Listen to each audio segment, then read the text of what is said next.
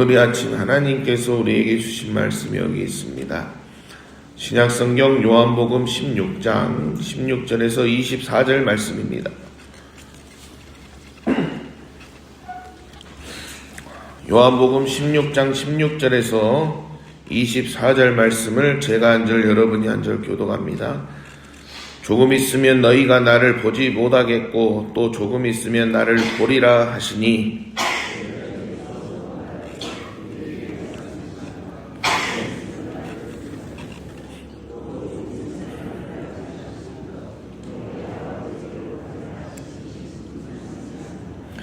또 말하되 조금 있으면이라 하신 말씀이 무슨 말씀이냐 무엇을 말씀하시는지 알지 못하노라 하거늘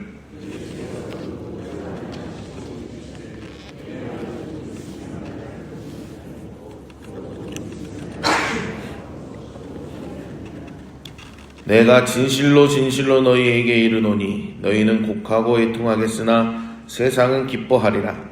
너희는 근심하겠으나 너희 근심이 도리어 기쁨이 되리라.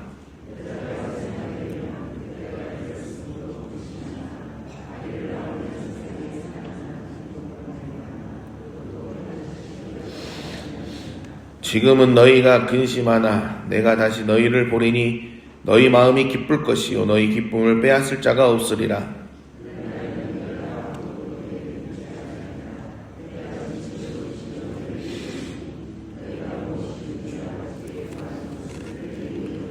같이 읽겠습니다.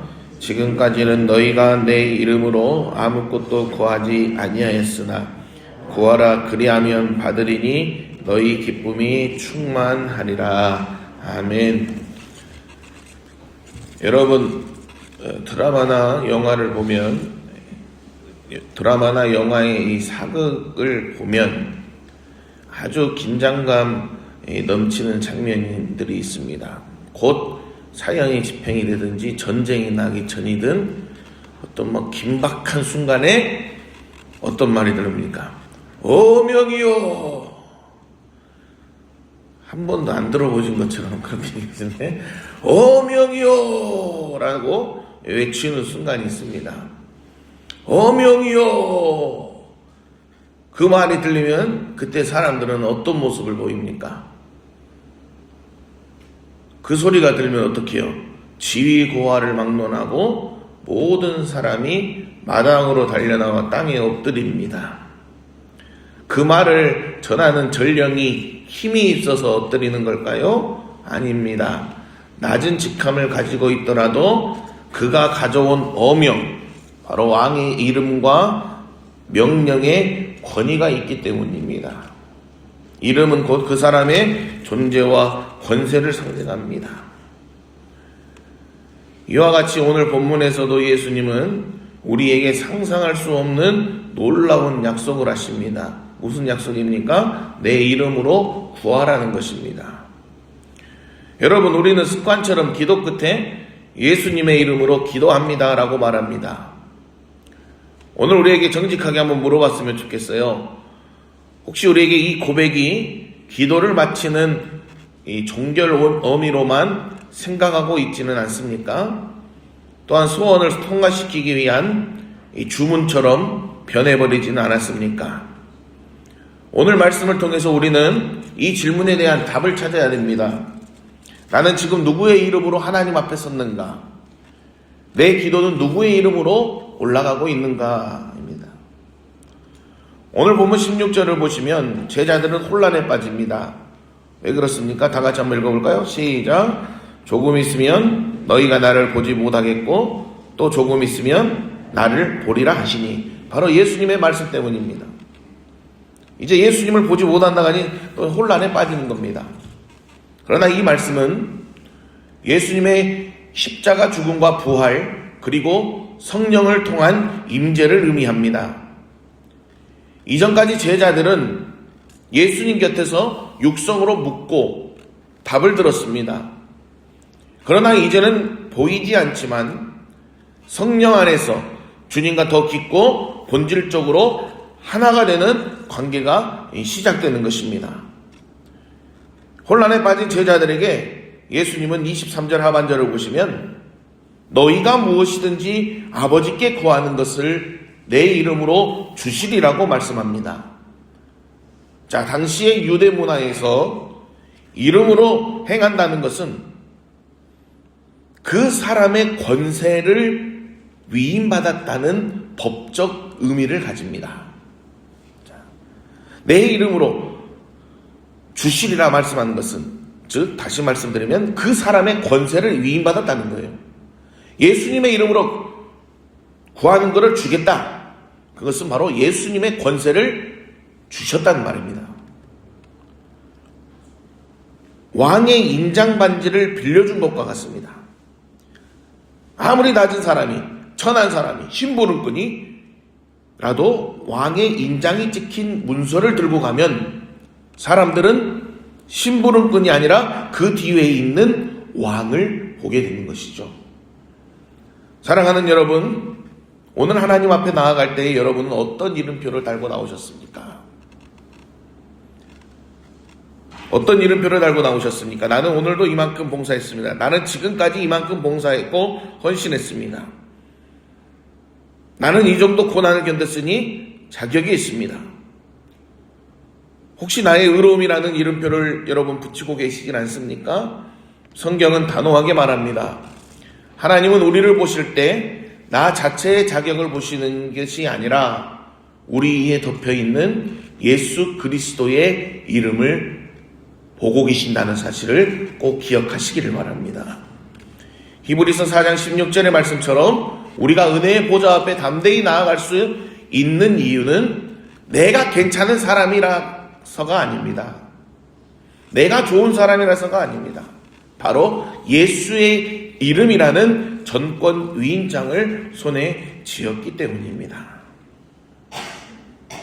23절 상반절을 한번 같이 보실까요? 23절 상반절을 보시면 이렇게 말합니다. 그날에는 너희가 아무것도 내게 묻지 아니하리라 하고 말합니다.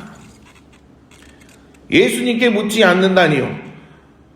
의아하게 들릴 수도 있지만 여러분, 이 말씀은 기도의 차원이 달라졌음을 선포하는 것입니다. 아까 서두에도 말했지만 제자들이 예수님께 대신 물어봐 달라고 부탁할 필요가 없습니다. 예수의 이름을 힘입어서 아버지 하나님께 직접 나아가는 직통선로가 연결됐다는 것입니다. 예수님이 계실 때는 예수님에게 물어보고 예수님에게 답을 들었지만 예수님이 이제 너희와 같이 함께 있지 아니하리라 말씀하시고 영으로 함께 하신다 했습니다. 그 말은 우리가 직접 하나님 앞에 예수의 이름으로 구하는 1대1 예수 하나님과 나의 1대1 카카오톡 메신저가 열리게 된다고 보시면 될 것 같습니다. 쉽게 예를 들어서요. 여러분, 그런데 이 예수님의 이름으로 기도를 시작하라. 예수님의 이름으로 기도합니다. 예수님의 이름으로 기도를 시작하라는 책을 보면 이 예수님의 이름으로 기도드립니다라는 말은 마법의 주문이나 단순히 기도에 서명하는 행위가 아니라고 말합니다. 단순히 서명하는 행위가 아니라 우리 자신을 위해서가 아니라 예수님의 이름을 위하여 기도한다는 뜻이다라고 말합니다. 즉 예수님의 이름으로 이 기도합니다라는 말은 기도와 삶의 우선순위를 재조정해서 우리 자신이 아니라 예수님과 그분의 나라에 중점을 두는 것을 의미한다는 것입니다. 여기서 우리는 아주 중요한 신학적인 균형을 잡아야 됩니다. 즉 예수의 이름은 하늘의 권세와 플러스 주님의 뜻이라는 것입니다. 이 균형이 잡힐 때에 우리의 기도는 두 가지의 변화를 맞이하게 됩니다. 첫 번째는 방향이 변하게 됩니다. 내 욕망을 이루기 위해서, 내 욕망을 관철시키기 위해 예수님의 이름을 빌려오는 것이 아니라 예수님의 마음을 품고 그분의 뜻에 동참하는 기도로 우리의 기도가 바뀐다는 것이죠. 두 번째로는 확신의 변화입니다. 구하라, 그리하면 받으리니라는 약속은 막연한 위로가 아니라 확신이라는 것입니다. 여러분 기도하실 때 이러한 확신을 가지고 기도하고 계십니까?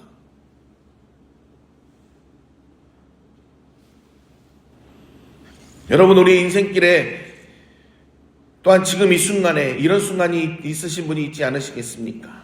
아무리 애써도 상황이 5%도 나아지지 않는 것 같을 때, 인간적인 계산으로는 도저히 답이 보이지 않을 때, 그때 우리는 낙심하거나 포기하기 쉽습니다. 하지만 기억하십시오.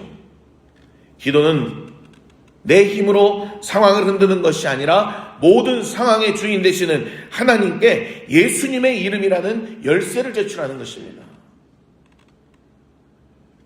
왕의 자녀로서 당당하게 예수님의 이름을 가지고 왕의 자녀로서 하나님 앞에 당당하게 청구하는 것입니다.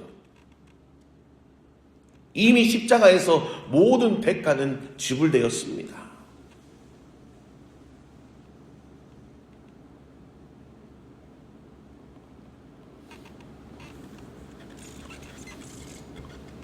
우리가 기도할 때에 정말로 당당하게 하나님 앞에 청구할 수 있는 기도가 되기를 원합니다. 강구하옵기도 내 욕심을 이루기 위해서 기도하는 것이 아니라 예수님의 마음을 품고 그분의 뜻에 동참하는 기도의 입술이 되기를 간절히 부탁드립니다. 20절 말씀을 보시면 20절에서 21절 말씀을 보시면은 이렇게 말합니다. 한번 같이 읽어볼까요? 시작. 내가 진실로 너희에게 이르노니 너희는 곡하고 애통하겠으나 세상은 기뻐하리라. 너희는 근심하겠으나 너희 근심이 도리어 기쁨이 되리라. 여자가 해산하게 되면 그때가 이르렀으므로 근심하나 아기를 낳으면 세상에 사람 난 기쁨으로 말미암아 그 고통을 다시 기억하지 아니하느니라. 아멘. 너희는 근심하겠으나 너희 근심이 도리어 기쁨이 되리라 말합니다. 예수님은 고통이 단순히 없어진다고 하지 않으셨습니다. 고통이 변하여 기쁨이 된다고 말씀하셨습니다. 예수님은 이를 여자의 해산의 고통으로 설명하십니다. 아이를 낳는 고통은 세상 말할 수 없는 고통이라고 말합니다. 우리 남자분들은 잘 모르겠지만 여성분들은 잘 아시겠죠? 세상 말할 수 없는 고통이라는 겁니다. 그렇지만 아이를 품에 안는 순간 그 극심했던 고통은 생명의 신비와 환희로 변화됩니다. 여러분, 십자가가 그러했습니다. 세상의 눈에는 처참한 실패와 죽음이었지만 부활의 아침이 밝았을 때 십자가는 인류를 구원하는 영광의 상징으로 변했습니다. 우리의 인생도 마찬가지라는 것이죠. 지금 흘리는 눈물, 이해할 수 없는 상실과 아픔, 이 모든 것들이 예수 그리스도의 이름 안에서 해석될 때 그것은 더 이상 우리를 무너뜨리는 저주가 아니라는 것이죠. 성령님은 지금 우리 곁에서 그 고통의 의미를 기쁨으로 바꾸어가고 계시다는 사실을 믿으시기를 바랍니다. 마지막 24절 우리가 함께 같이 읽어볼까요? 시작. 지금까지는 너희가 내 이름으로 아무것도 구하지 아니하였으나 구하라. 그리하면 받으리니 너희 기쁨이 충만하리라. 아멘. 예수님이 우리에게 기도의 특권을 주신 최종 목적이 나오고 있습니다. 단순히 문제 하나 해결해 주시려는 것이 아닙니다. 너희 기쁨이 충만하리라 하는 것입니다. 우리 기쁨이 충만해지는 것입니다. 여러분, 세상이 주는 기쁨은 조건적입니다. 상황이 바뀌면 사라지고 내 기대가 깨지면 절망으로 변합니다. 그러나 예수님의 이름으로 얻는 기쁨은 다릅니다. 이 기쁨은 상황을 뚫고 지나가고 나의 연약함을 덮어버립니다. 가만히 한번 생각해 봤습니다. 아무리 힘들고 어렵다고 하는데 정말로 포기하고 싶은 순간인데 예수 믿는 사람들은 다른 겁니다. 그 힘들고 어려운 가운데서도 정말로 주님이 주신 은혜에 감사할 수 살아가고 정말로 내 상황에는 그 상황을 듣기만 해도 쓰러질 것 같지만 그 사람은 감사하고 주님의 은혜에 뭐라 말할 수 없는 이 세상 사람들이 보면 저 사람 미친 거 아니냐는 그런 반응이 나올 정도로 감사할 수 있고 그 안에서 기뻐하고 있는 겁니다. 왜? 주님이 함께 하시고 예수님이 나와 함께 하신다니까.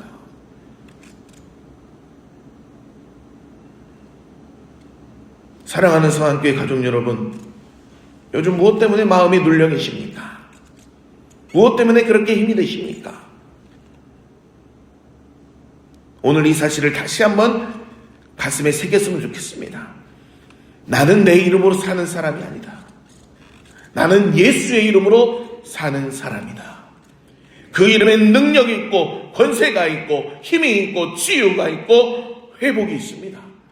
우리를 향한 끝없는 사랑이 그 이름에 담겨 있습니다. 오늘 이 아침 누구의 이름으로 나아가시겠습니까? 이제 기도를 거래하는 자리가 아니라 주님과 동행하는 관계의 자리로 나아가는 저와 여러분이 되기를 간절히 소망합니다. 예수님의 이름으로 기도합니다라는 이 고백이 오늘부터 저와 여러분의 삶을, 온 삶을 내어 맡기는 가장 강력한 신뢰의 서명이 되길 간절히 소망합니다. 기도하겠습니다. 주님, 내 이름의 한계를 넘어 예수의 이름으로 살게 하여 주시옵소서.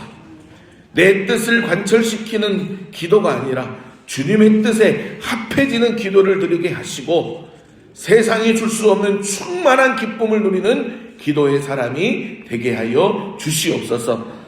빈손으로 오지 아니하고 또한 우리의 몸과 예물을 올려드립니다.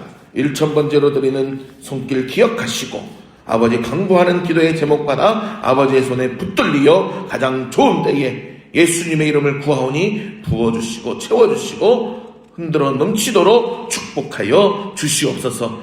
오늘 이 아침 아버지 사랑하는 주의 자녀들이 예수님의 이름으로 기도하며 나아갈 때에 오늘 우리에게 주신 말씀처럼 주님의 뜻에 합해지는 기도를 드리고 기도할 때에 세상이 주지 못하는 주님만이 주시는 충만한 기쁨을 누리는 시간이 되게 하여 주시옵소서. 예수님의 이름으로 기도드리옵나이다. 아멘.